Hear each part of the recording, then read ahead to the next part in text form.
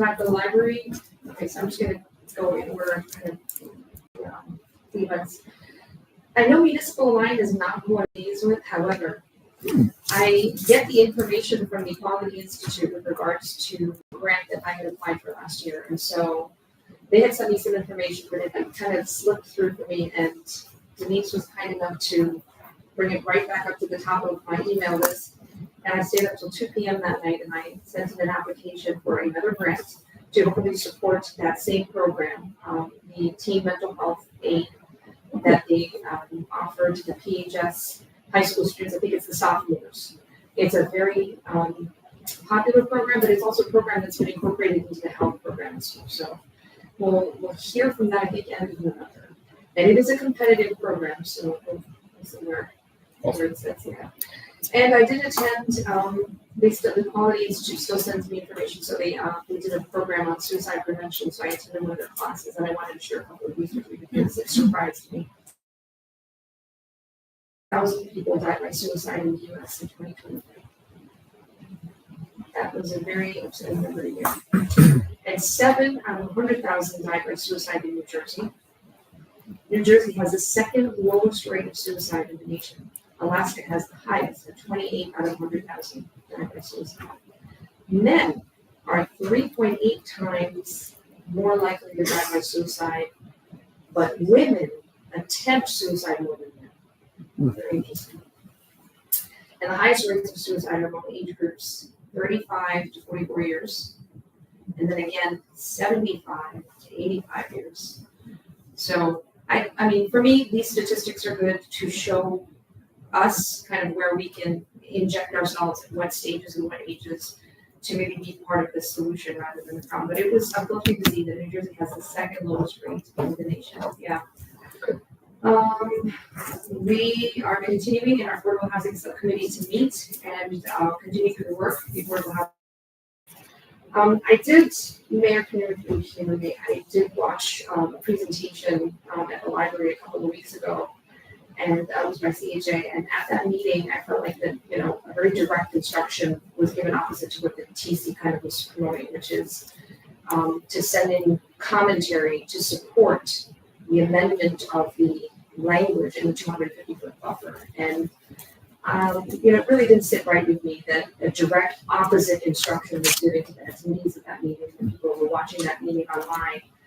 And I kind of wonder whether we're working for the same team here or not. We really do need the state to help us with that amendment so we can look at alternate sites. And we're going to stick by the work that's in front of us. And it didn't sit right with me. If I could just interrupt and just add to that, it also was misleading because nowhere in my letter, in the mayor's letter, did I recommend a reduction to 50 feet, which was blatantly stated in that meeting. And that's not what I, at all, which is what the recommendation was. It was around the language and the usage of that land, the activity on that land. Nowhere was it mentioned in our letter any sort of measurement change.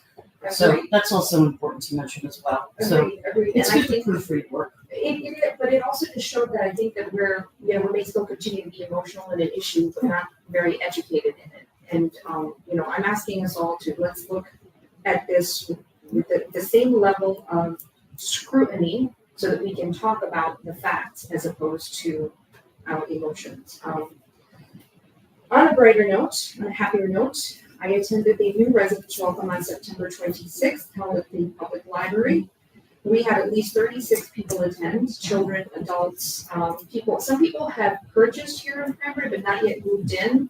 And they were so excited to know that they were moving into a community that was willing to say hello and welcome even before they had, really sort of set their roots here. So the library reps shared information about the clubs and township organizations and boards and commissions and places to get information and more.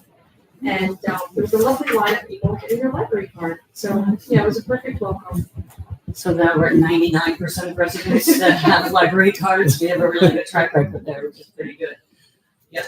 And that, I think, will do it for me. Any questions? Thank you. I guess it'll be my turn. I did meet with the Municipal Alliance on the 16th, I think, if I have that correct. However, I left my notes at home from that meeting, so I'm just looking at the agenda. We did go over some old business. It was the first meeting in 3 or 4 months. Essentially, they take the summer off with school being out. Went over some National Night Out feedback, the PHS picnic feedback. Did review Teen Mental Health Day and World Mental Health Day, as well as Red Ribbon Week, which are all coming up soon. But again, left my notes at home. I can fill you in on those dates next time. But all in all, it was a good meeting. And then that same night, I had a meeting with the HPC. Just mechanically, there was an application and some general maintenance. We met our new student volunteer for the HPC, Emily Young. She's a senior at VHS, seemed very excited and was already providing feedback in her first meeting, which was awesome. Like super cool to have somebody that engaged as a young person. They went through some additional design guidelines, had some robust conversation about that. Bobby Marlowe kept us aware of the Whispers from the Grave event coming up on the 11th of October. That is from 1 to 4. Tickets are currently on sale online. We had some conversation about the new door that you all walked through today, and the rationale behind the safety and replacement of that, the old door that wouldn't close. Additionally, the rear door, which was almost impossible to close and created a bunch of safety issues. I think they look great, personally. And that was pretty much it. I did also attend, there was an event at the school, Cranbury School, as my role as the liaison to the Board of Ed. They won the Best in New Jersey Farm to School Award, which was amazing. Great. The Department of Agriculture Secretary Ed Wingren showed up, gave a nice little presentation. Lots of representation from state officials. It was a beautiful event. Mom was there, Barbara was there. Lots and lots of kids who were very excited to get first place in the state.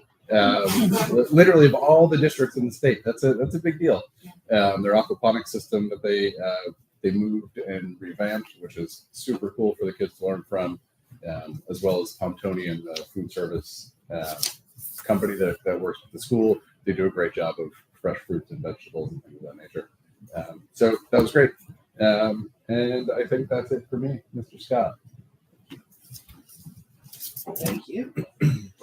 So I had a busy Parks and Rec meeting on the 17th.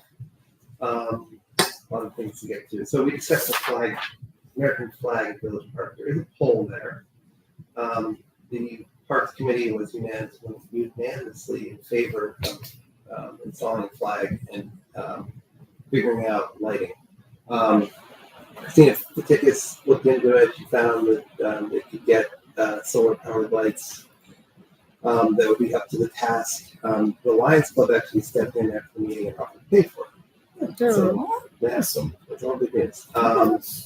So if we all are agreeing, we can just take a straw vote. I think we are. Yeah. So I will pass that along and hopefully they can move that along. So good news. Let's see. I spoke to Ken Jacobs about the Village Park tennis and pickleball. This meeting was on the 17th. They said it would be done by the end of the month. I don't think that's going to happen. They have to go real fast. Yeah. Very busy day tomorrow for them. But it seems like they're confident that you hear anything, Sarah? I have not heard anything since they said they were trying to get the vendor, to get the materials ordered and delivered. Okay. Well, Ken, let's say 12 days ago, he said the contractor would be starting work. He said optimistically be done by the end of the month, but I'll get an update on that. But hopefully be done soon. There was a request from a resident who is coaching Cranbury soccer, Cranbury Red soccer, Cranbury travel soccer, excuse me. And he had requested the idea of lights temporarily being put up at the soccer fields in the West property. Yeah. Parks Committee was uniformly opposed. If there's just a lot of issues as far as insurance and lights and just a lot of things. And they didn't like the idea. So, And expense. well, the expense will be borne by the soccer club. Because you have residents, you have to be concerned about those things.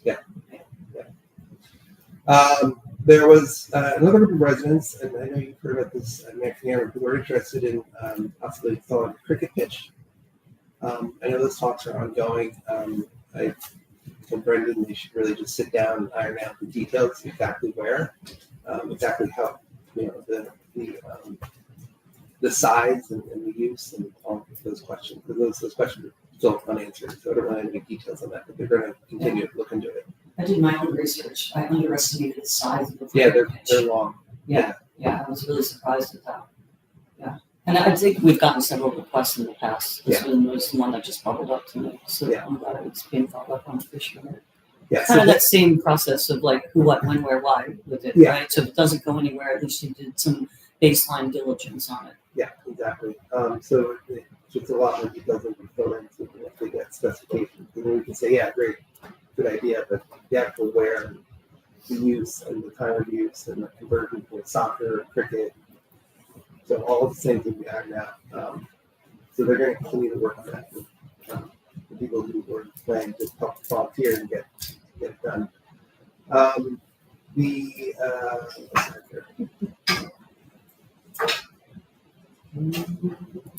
The entrance to Village Park, I know we've discussed this a number of times. So again, Parks is going to actually go out to the site if they haven't already, take a look at it, try and think of ways we can establish a better egress in the Village Park, maybe some better signage. Just at first blush, it's kind of a difficult thing because it's not, if you imagine, so here's Maplewood, entrance of park, there's not a lot of public land. The sidewalks are very narrow and it's all private land on either side. So it's kind of really not enough room to put like a gateway sign. So they're going to have to really sort of figure out how to best address that. And there was also the concern, because I've done it 3 or 4 times where I blow it, miss it, and then I'm in Bennett, and then I'm disrupting that neighborhood, going in, backing up, coming back out again. So that was also a concern, is that people make the mistake and then they're in there. Right. So hopefully, Matt, do you think that maybe someone from the traffic subcommittee might have a solution to this kind of a dynamic? yeah, Presenting they can, this. they can come to a record. Well, I wonder if maybe just sending that, a little bit of the details to some of the professionals on the traffic. Well, yeah, so subcommittee. Andrew maybe can help. I don't know. I think there might have been a site triangle issue there as far as moving the sign out more or making it too big, or that's what Jared said in years past when they looked at it.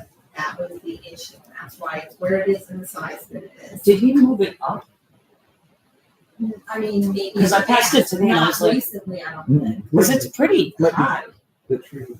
or something, or maybe I just noticed it today because Yeah. it's been on my mind, but it looks like it's He didn't higher. say he moved it up. Okay. Well, maybe look at a different type of sign where it sort of hangs down. We have a couple of examples of that in town, where it's closed for the sign hangs down. But it warrants a little bit of looking at, to your point, the residents, and then, tourists that come into the town.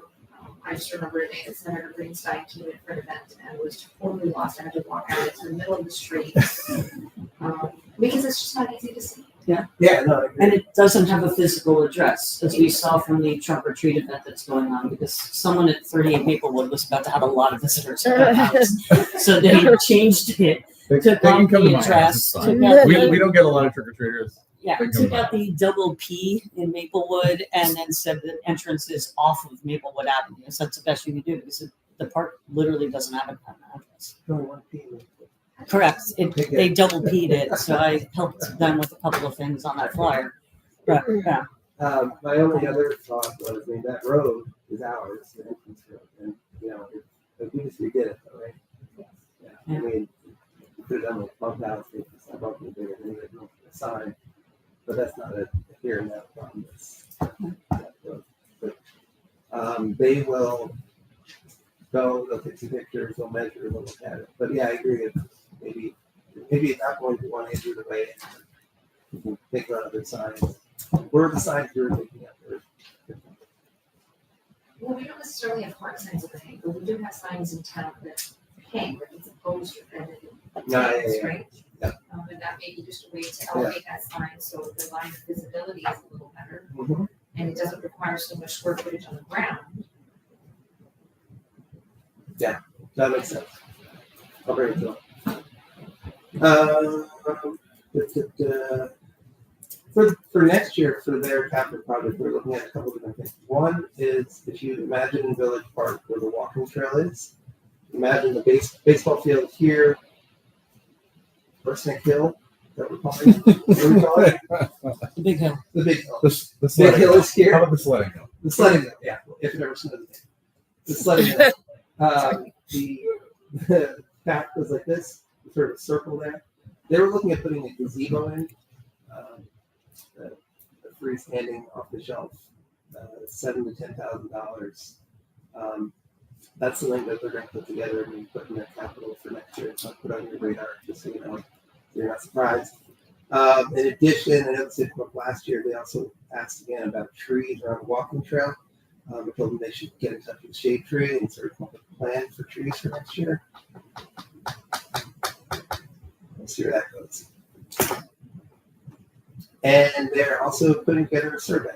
They had this plan earlier this year for a splash pad, and I brought it to you guys, and we said, they should get more feedback from the town. So they're going to try and put together a survey, sort of a general wish list survey, trying to get input from the public so they're not just speaking to themselves in the vacuum. They don't have a date for when that'll come out. They're still putting it together and sort of winnowing it. So what they have is like 30 pages. That's too long. So they're going to winnow it down. Hopefully, we get it out. That sounds smart. Yeah.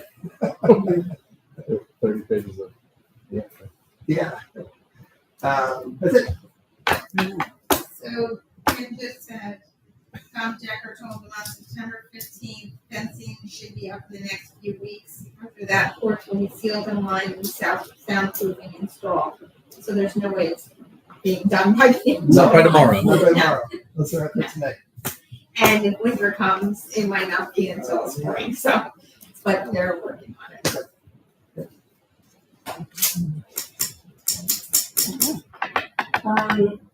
All right, all good. Any questions for anybody? All good. Okay. Amanda and I were invited to attend the Biocon, which is a pharmaceutical company here in Cranbury, which, not for good reasons, but another one of our rocket pharma companies was just mentioned in the news that it's located here in Cranbury. But it was more about the tariff situation and the increase on branded pharmaceuticals and all this great growth that we're seeing. We house, I think we're the state with the most pharma companies in it, if I'm not mistaken. But this was a real feel-good story here, which is a female entrepreneur from India that was told that she couldn't brew beer. And so she said, okay, I'll pivot. I'll just start a multi-billion-dollar pharmaceutical company.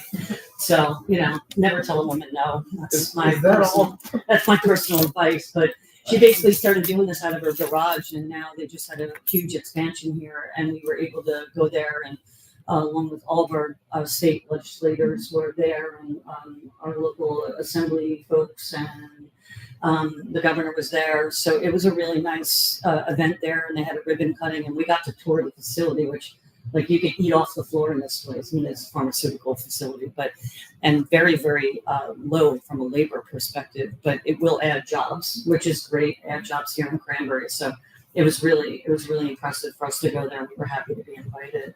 And what else? I had the ability to go to the Middlesex County food scarcity conference that they had held.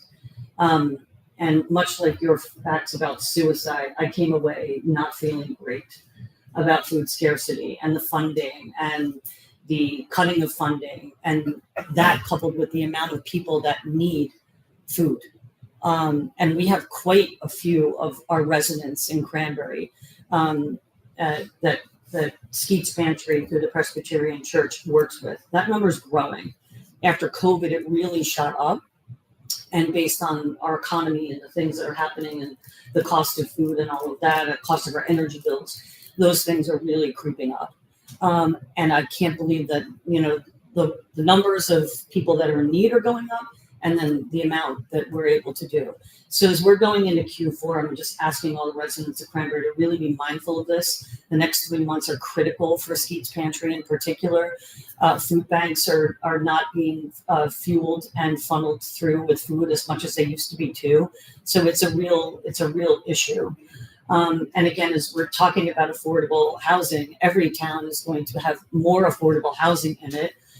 Through this round 4, those numbers in need are only going to increase in the state of New Jersey. So it's just something to be mindful of. I know the Boy Scouts are going to start with you're all going to get your rolled up plastic bag on your front porches. And really, again, the need is food.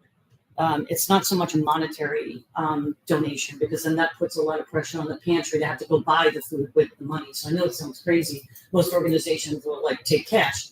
These guys, they're really looking for food. So Thanks for clarifying. I was going to ask that same question. yeah, it really is. So, anyone could go through their pantry. Please look for non-expired food, or make the commitment if you do have some extra to spare, or when you're doing weekly grocery shopping. Just keep Skeets in mind.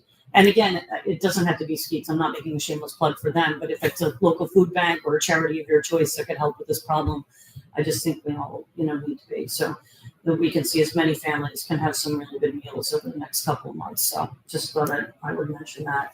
I've been traveling like crazy for work. So it's just been really busy. So I don't have an update on my mulch, but I promise that I will do some more diligence and see if I can do that. So I'm a little bit remiss on that, but I'm trying to see what we had to follow up from our last meeting, that if we can tackle any of those things, but I think we did. I've got some complaints from residents. I'm one of them that basically cannot function in my home office any longer due to terrible cell phone service. And I can't, even on my Wi-Fi calling's not working. It's a mess. So basically every meeting I have has to be scheduled on a Teams or a Zoom, personal and professionally. I just get calls dropped all the time. So I'm on the bandwagon to see if I can get ahead of this. I don't think it's necessarily a municipality initiative, but I'm taking it on just because I've heard enough from residents, including myself, on the frustration of it. And then a really good story, I just want to give a shout out to the Department of Public Works of Middlesex County. We had a resident that had complained that they were a little overzealous in their trim back on Old Trenton Road. And they took out some trees, pretty big trees by accident, and they were quick to accept responsibility for it. They said, hold off, we're going to wait till September so we don't kill them with the heat. They came and replanted. They even put a mulch bed down on this resident's property, and they were really appreciative. So not only were they very responsive, they took accountability for it, they fixed the problem, and I would hope that all problems, if we ever have them with the county, would be solved in this manner, but it was a nice thing to do that. We do have Shadow Oaks that we hope to start the phase 1 of that before the end of the year. Which is good. And then on our agenda tonight, we'll talk about Cedar Brook, because we have that as a second reading. And that's all the updates that I have. Question. The issue with cell phone and Wi-Fi and cable service, I mean, beyond this inconvenience and impediment to work, it's public safety issue. Again, that's really where the resident had taken it from. Right. Like, it's okay if I get a drop call with my board of directors, but if you have somebody in this town, So I mean, this has been raised before, and it just, we're kind of stuck because we're in, we don't have anyone else to turn to. There's only one provider. And the answer isn't go get a landline, Right. right? Like, that's not the answer. So I guess my question is there anything we can do besides just one of us writing a letter, make phone calls, like from a municipal standpoint? Can I share with you like a little bit of what was done last year? Mhm. Because what had happened is I reached out to the Township office, and I found a representative in fact, they were like, oh, you're talking about wireless. We have a lot of complaints about that, right? It seemed like it wasn't a new complaint for them. But I felt a little embarrassed because I went up there only to find out that here within our community, we hadn't complained enough to the actual wireless company. You know, like you need enough complaints at the wireless, they have, I don't know, a website or an email address that receives complaints. And, you know, maybe one person complained on behalf of 10 people, and those 10 people felt like that was enough, but it wasn't enough. It turns out that more voices, more emails were required to actually, make that a little more urgent. And so I felt really embarrassed when I went up here, but my people hadn't complained as well. So we should open a public comment for it. But no, actually, my husband tried to do that and tried to get a little coalition of Shadow Oaks together and tried to type up like a generic letter, and then anybody who wanted it could just grab it and then send it in and be like, basically like service sucks. That was the gist of the letter. And what can you do about it? I mean, maybe we just need to generate it again. So I'm going to mention it in the mayor's update tomorrow and be like, it's another example of strength in numbers. And if that's the feedback we heard, but I've heard it's Verizon, I've heard it's T-Mobile, and I heard it's AT&T. So we're in a tower desert here. And I don't know if an increased frequency or anything like that could help, but it's a real problem. And I'm hearing it from all different bits of town, maybe different carriers in different towns, but it's a problem if you can't function. But like you said, more importantly, if someone can't call 911, like that's, yeah. And I think that maybe that should be the, again, like me being inconvenienced for work pales in comparison to what the liability and repercussions could be for something like that. A lot of people do rely on it. Yeah. Was there in your travels, was there a liaison to Verizon or anything? I didn't necessarily think there was a specific liaison, but they were definitely actually willing to elevate the complaint. But they certainly stopped at the first question and left very sheepishly. Okay. All right. And I'll ask residents for feedback. If a resident, again, I don't know, we might have somebody works at Verizon, AT&T, and might have a connection there that can help us out and get us to the right person. So I'll put a call to action out there and then ask people to, start to raise the issue.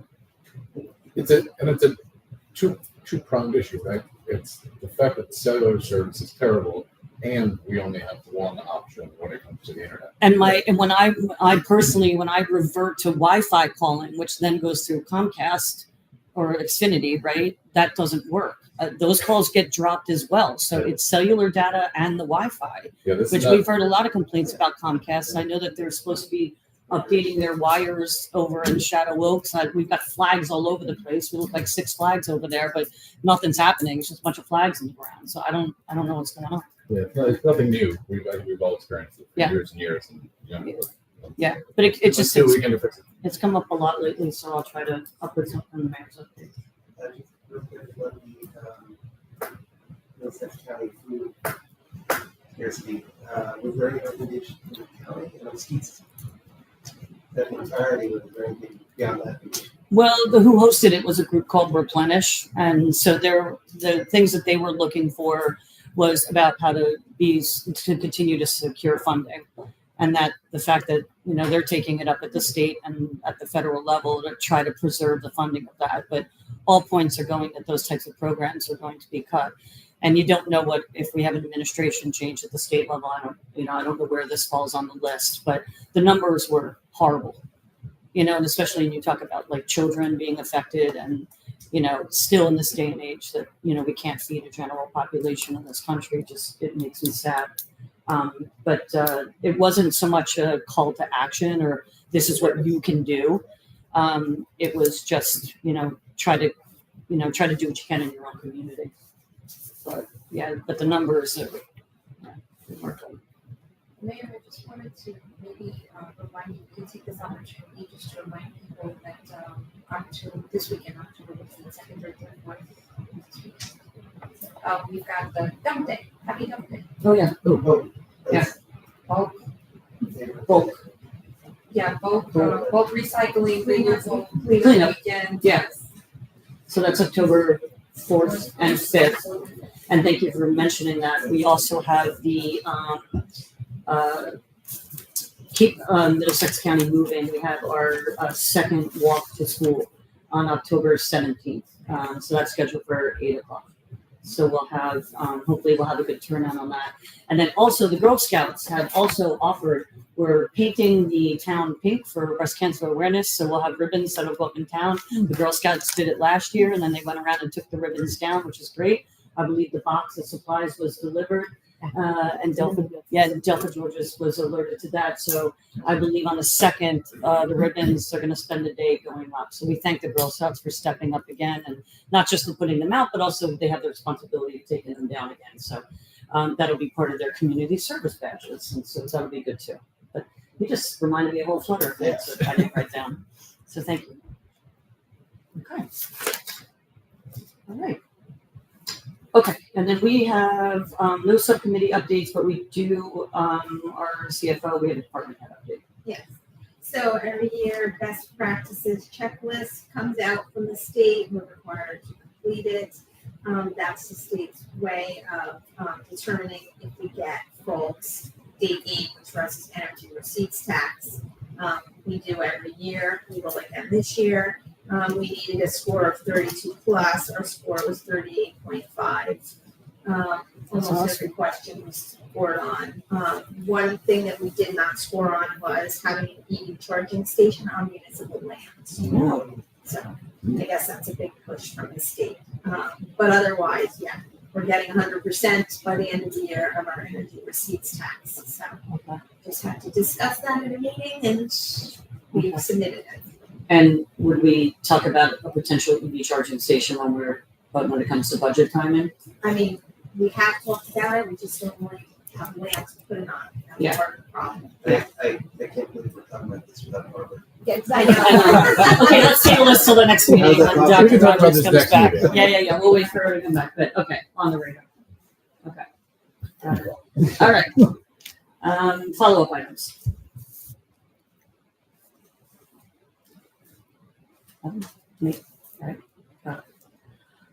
Our boards and commissions are vacancies. So we've got the same four again: Environmental Commission, first alternate and a second alternate. Zoning Board is a second alternate, and a Municipal Alliance is a full member. Okay. All right. Ordinances, we have no first readings, but we do have a second reading. So the ordinance that is on for second reading this evening is Cranbury Township Ordinance Number 09-25-11, amending Chapter 5.8, Private Duty Service. And this is what one. And then is there any public comment on our second reading of ordinance 0925-11? Okay, seeing none, is there any comment from our township committee? Okay, so Okay, so we'll move on to, first, I need let's a make a motion. Yep. Motion to adopt. Motion to adopt.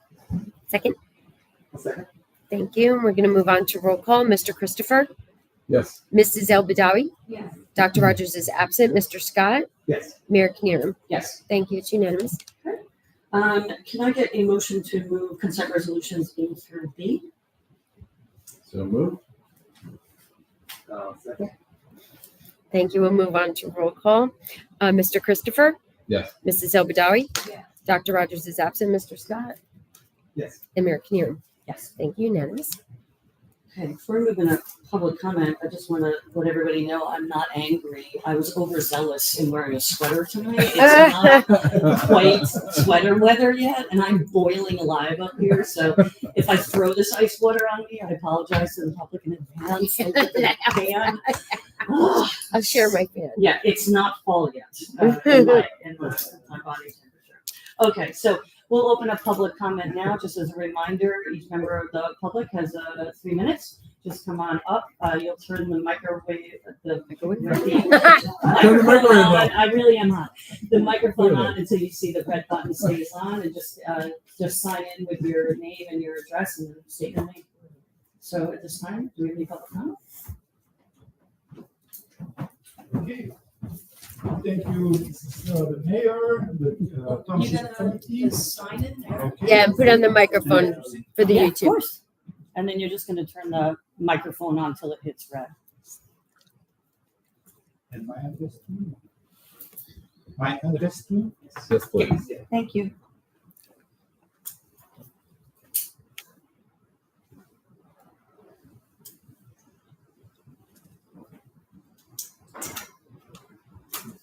Okay, that's done. and then, yep, That's good. And then state your name. Okay. Your So name thank is? you for agreeing to listen to my statement, which is related to Cranbury affordable housing and the project which is initiated by the Cranbury Housing Association in South Main Street. So my name is Paul Ginou, and I'm a resident of South Main Street, and I want to express my strong opposition to the proposed construction of 60 affordable housing units in my immediate neighborhood. First, this project would surround my home on 3 sides, leaving only one access point to South Main Street, located hundreds of feet away from most of the building blocks. This design all but guarantees that residents will cut through my property and my neighbors, one is here, as a shortcut to their homes, infringing on my privacy and security. Second, this project is not equitably planned across Cranbury. My neighborhood already has multiple affordable housing sections, while other area of town has none. Concentrating yet another large-scale development here unfairly burdens this community while excluding others from their share of responsibility. Third, the development would destroy a wooded area that currently supports wildlife and provides natural beauty for the community.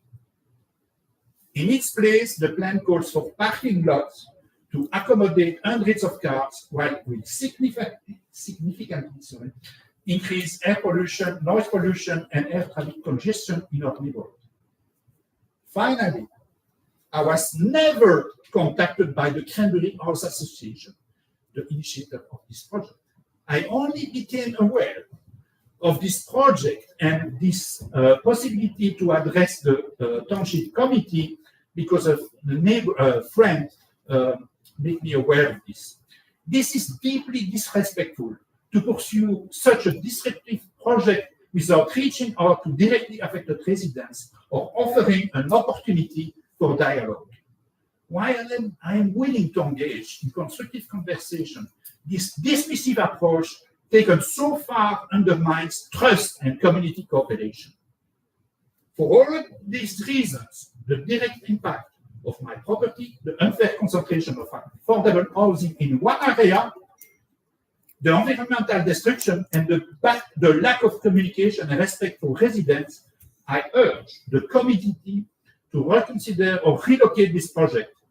Cranbury deserves thoughtful, balanced planning that projects the character and quality of life of all its neighbors. Thank you. Thank you, sir.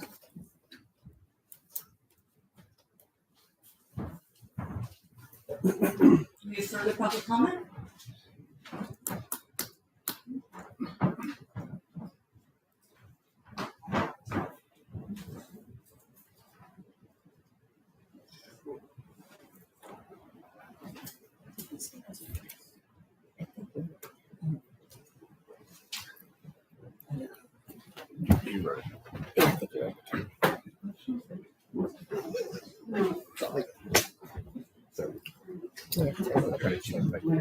Yeah, push on the one button, the red light that stays on. Push one button. There you go. There you go. There you go. Thank you. Take a breath. Name first.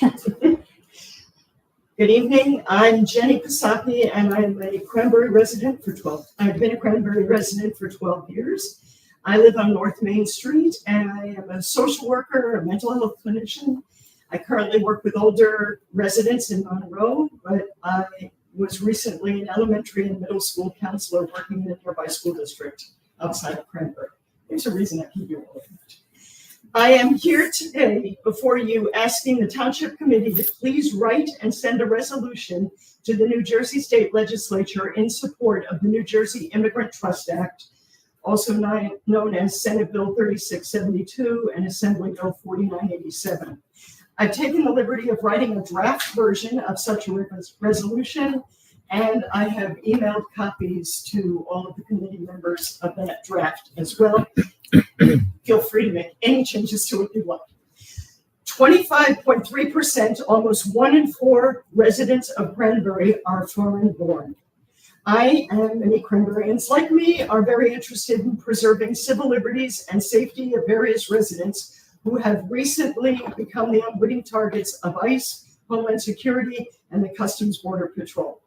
As you're aware, warehouses and businesses in nearby Edison and Princeton have recently experienced ICE raids in the last 7 months, where both employees and collateral passersby were abducted, detained, and some even deported, not because they engaged in criminal activity, but because they didn't have the appropriate proof of their immigration status on them at work or on their way to work. As you know, we have quite a few warehouses surrounding Cranbury. There are 80 bonded and 287G interstate contract warehouses in New Jersey. Warehouses of these types are prime targets for ICE and CBP. There are at least 4 of them or more around Cranbury and around South Brunswick, and there are more around South Brunswick and Monroe. We know that ICE has already been trolling around our warehouses in the last few months. ICE has been patrolling Main Street as well in the last few months. The children where I worked would come into my offices regularly, afraid that their parents wouldn't be home when they got out of school, or that their parents would be picked up after they were dropped off from school. 15 different municipalities and at least 2 full counties have already passed similar resolutions and proclamations in support of the ITA, including Edison and Princeton, the towns that were so brutally affected by ICE and CBP raids. Under the Immigrant Trust Act, our local police cannot be ordered to assist federal law enforcement to arrest and detain individuals for civil offenses. I'd like to remind everybody that not having documentation is not considered a criminal offense, it is a civil offense. Thank you. Thank you very much. I do have extra copies of the resolution if they're ready. We'll take it. Yeah. And I just want to acknowledge that everyone on the township committee was in receipt of your email. Thank you. Okay. And then, Jenny, also when we spoke, I also told you that the next Board of Education meeting, it will be in the mayor's update tomorrow. Okay. I just want to follow up on our conversation. Thank you. And Okay. and I will be hearing that.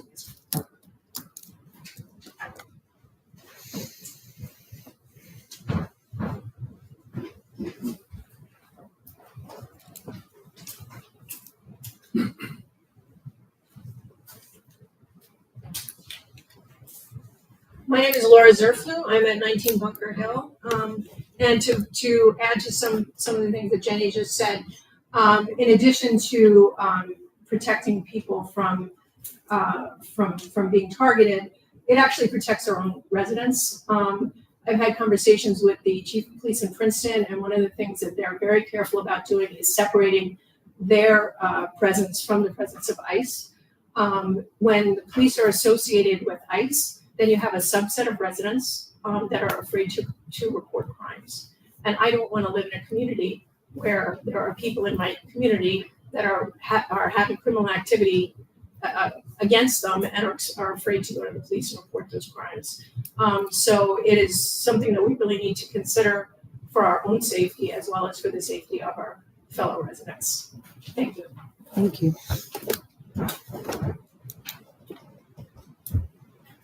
Any further public comment?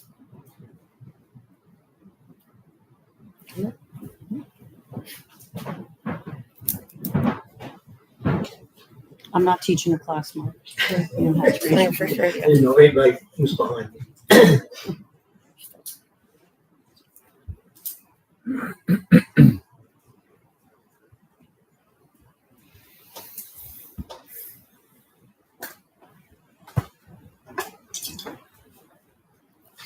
Good evening. As you know, CHA presented an informational meeting to township residents on September 9th to explain CHA's alternate plan to the taking of the Henry Farm. Our alternatives include developing affordable housing to be incorporated in our community, not building more affordable housing than we are required to build, being fiscally responsible to not only the township budget, but to the future school budget as well. Our plan meets state guidelines and protects Cranbury from builder's remedy. Our alternate plan was developed with the support and help of many Cranbury residents who care about continuing Cranbury's history of locating affordable housing integrated into our town and preserving farmland. We have petitions from additional residents showing their support for the CHA plan, which I'll get to at the end. We hope you agree with our alternate solutions to meet our affordable housing requirements. By working together, we can move forward and bring our community together again and show those watching Cranbury we care not only about our current residents, but our future residents as well. I want to address two comments that were made tonight. One about the meeting, where there's a comment made to reduce the buffer to 50 feet. I believe that was incorrect. It was reduce the buffer by 50 feet to 200 feet, which is in your letter. It specifically says reduce the buffer no more than 200 feet seems reasonable. That's what I was addressing. The other comment was by a neighbor who spoke earlier. We are happy to talk with any neighbor of our proposed projects. We did not have the time to talk with any adjacent neighbors, but we are more than happy to do so in the future. Just contact us at cranberryhousing@gmail.com. So for our neighbors who are concerned, we're happy to meet with anyone to discuss our proposals. Fortunately, we are allowed to have comments and discussions. Thank you.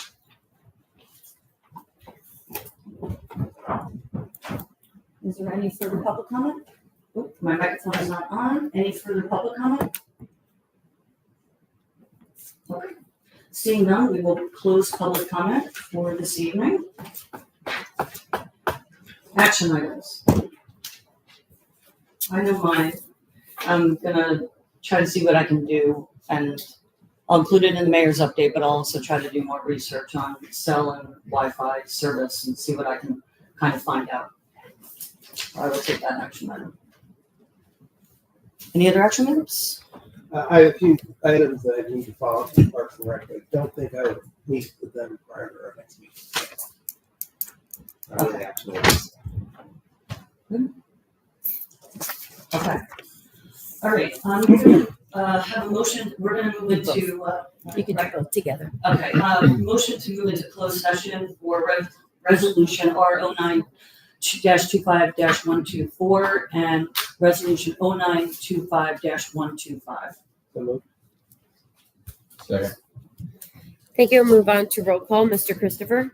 Yes. Mrs. Elbadawi? Yes. Dr. Rogers is absent. We Mr. waited Scott? Woo.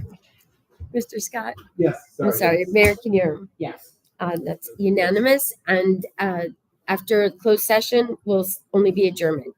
So we would now ask the public to leave the meeting. Thank you. Thank you.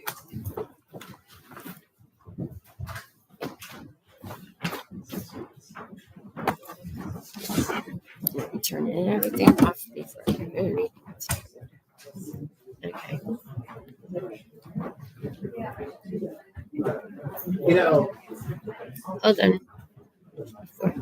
well,